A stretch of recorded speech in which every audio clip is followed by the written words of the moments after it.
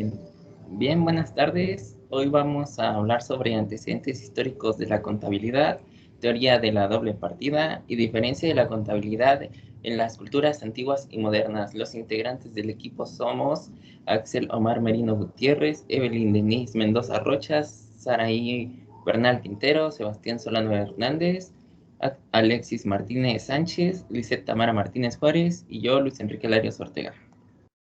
Bien, vamos a empezar a hablar sobre los antecedentes históricos de la contabilidad.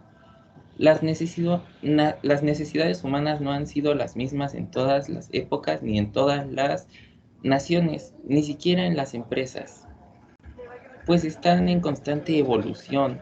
De ahí que la contabilidad en cada etapa haya tenido necesidades de adecuarse a las características particulares de la economía del momento. Empezamos con el 3500 años antes de Cristo. Los más antiguos testimonios del lenguaje escrito de la cultura occidental son los encontrados en la Baja Mesopotamia. Documentos del carácter administrativo y contables, referentes a los impuestos se habían que pagar al templo. Luego pasamos al 2000 a.C., leyes incluidas en el Código Hammurabi, primera reglamentación contable conocida. Después pasamos al 1200 a.C. El ábaco que popularmente conocemos es el ábaco chino, es este que podemos ver. 1100 años antes de Cristo, los felicianos aprendieron el arte del registro contable, probablemente de los egipcios, logrando perfeccionarlo. También tenemos entre 356 y 323 a.C. en la antigua Grecia, el primer imperio económico que se conoce fue el de Alejandro Magno. Pasamos con mi compañero Alexis. Gracias, Luis. Pasamos a la Edad Media, que durante el periodo románico del feudalismo, el comercio cesó de ser una práctica común. Por lo tanto, el ejercicio de la contabilidad tuvo que haber sido usual, aunque no se tenga testimonio de que lo compruebe.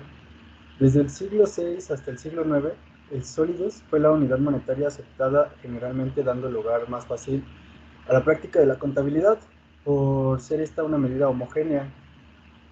En el siglo VIII, en Europa, se conservó una ordenanza de Carlos Magno, llamada la Capitulare de Bilis, en el cual se estipula el levantamiento de un inventario anual de las propiedades del imperio y del registro de sus registros en un libro que tuviese por separado ingresos y egresos.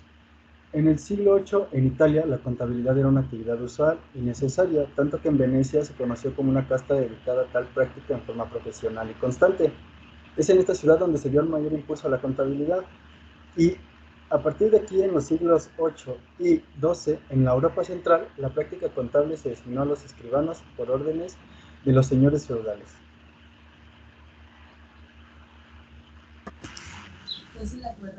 Edad renancista. El libro de la Mercature et del Mercanti Perfecto, el cual, si lo traducimos al español, quiere decir sobre el comercio y el mercader perfecto, cuyo autor fue Benedetto Contingil Rangeo, quien lo terminó de escribir el 25 de agosto de 1458 y fue publicado en 1573, fue el primer manuscrito de contabilidad y manual de comercio.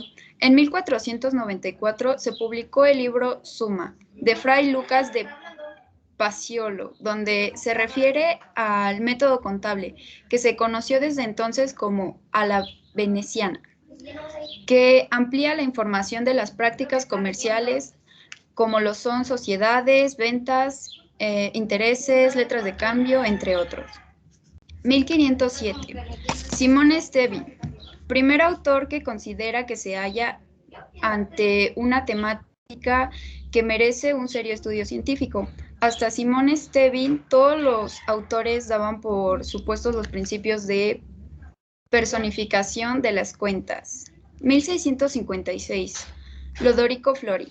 Distingue claramente la balanza de comprobación, su correcto uso y la adecuada forma de cerrar los libros mediante ella. También se ocupó de la importancia de los estados financieros, su presentación y su comprobación, entre otros.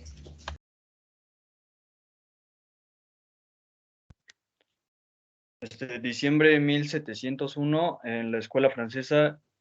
En el siglo de las luces, los autores franceses fueron leídos a lo largo y ancho de Europa.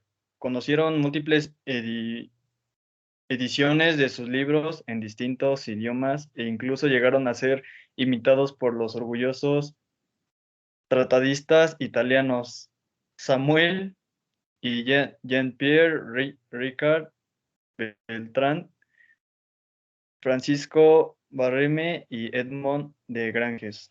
Diciembre 24, 1795, Escuela Contista o Cinque Contista, creada por Edmond de Granges, es la que más ha fluido en la creada de la doctrina española. En ella se exponen los principios de esta escuela que se basa en la reducción de la contabilidad a 5 cuentas, de ahí Cinque Contista.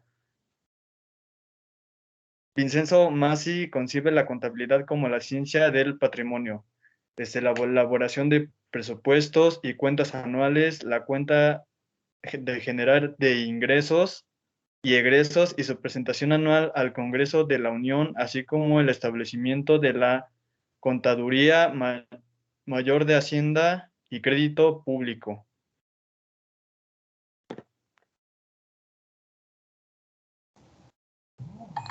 Década 24, 1850, Escuela Lombarda Austriaca.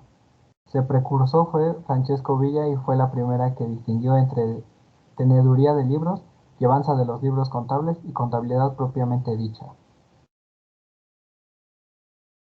Mayo 25, 1907, Contaduría en México. Nacimiento de la profesión estable en México, ENESA.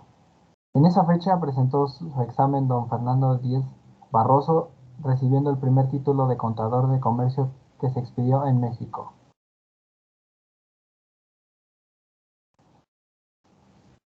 La teoría de la partida doble.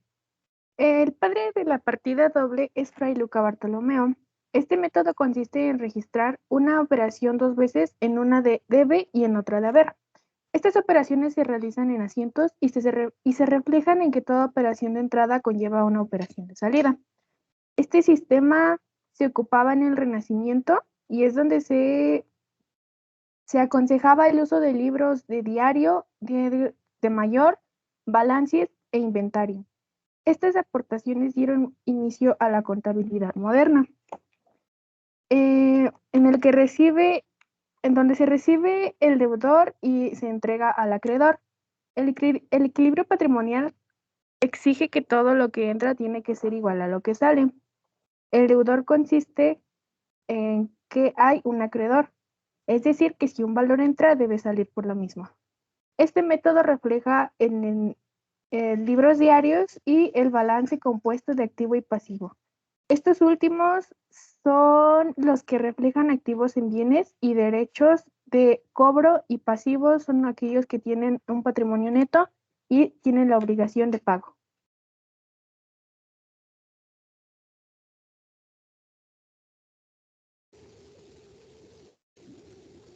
A lo largo de nuestra historia hemos visto que la contabilidad ha tenido varios cambios, entre ellos que ya usaban métodos muy antiguos y un poco complejos de usar durante los trueques, y también nos damos cuenta que, como toda ciencia que apenas estaba tomando forma, era un poco más difícil de hacer. En este momento, en las culturas modernas ya es un método más fácil de utilizar y ya es más rápido y acorta algunos pasos que finalmente se llega al mismo proceso.